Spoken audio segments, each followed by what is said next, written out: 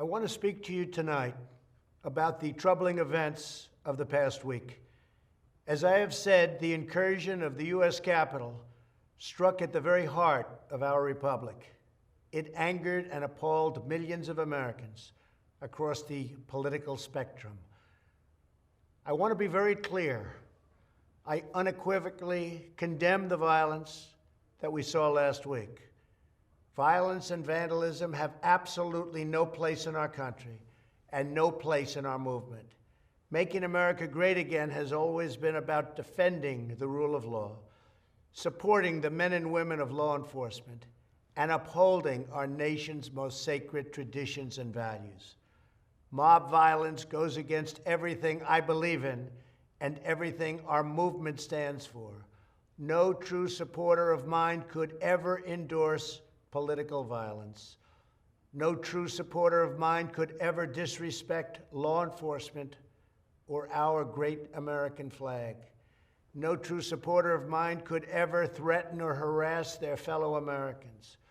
If you do any of these things, you are not supporting our movement, you are attacking it, and you are attacking our country. We cannot tolerate it. Tragically, over the course of the past year, made so difficult because of COVID-19, we have seen political violence spiral out of control. We have seen too many riots, too many mobs, too many acts of intimidation and destruction. It must stop. Whether you are on the right or on the left, a Democrat or a Republican, there is never a justification for violence.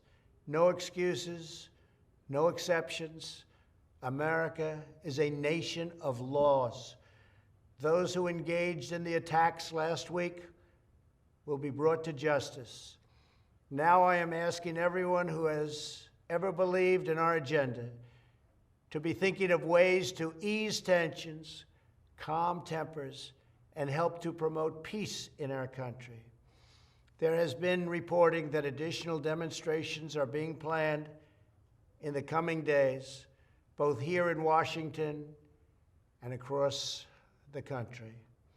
I have been briefed by the U.S. Secret Service on the potential threats.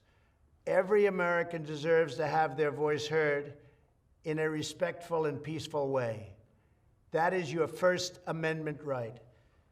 But I cannot emphasize that there must be no violence, no law-breaking, and no vandalism of any kind. Everyone must follow our laws and obey the instructions of law enforcement. I have directed federal agencies to use all necessary resources to maintain order. In Washington, D.C., we are bringing in thousands of National Guard members to secure the city and ensure that a transition can occur safely and without incident. Like all of you, I was shocked and deeply saddened by the calamity at the Capitol last week. I want to thank the hundreds of millions of incredible American citizens who have responded to this moment with calm, moderation, and grace. We will get through this challenge just like we always do. I also want to say a few words about the unprecedented assault on free speech we have seen in recent days. These are tense and difficult times. The efforts to censor, cancel, and blacklist our fellow citizens are wrong, and they are dangerous. What is needed now is for us to listen to one another, not to silence one another. All of us can choose by our actions to rise above the rancor and find common ground and shared purpose.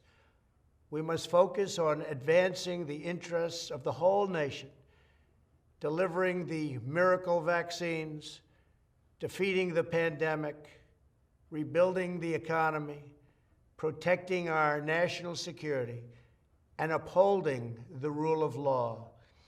Today, I am calling on all Americans to overcome the passions of the moment and join together as one American people.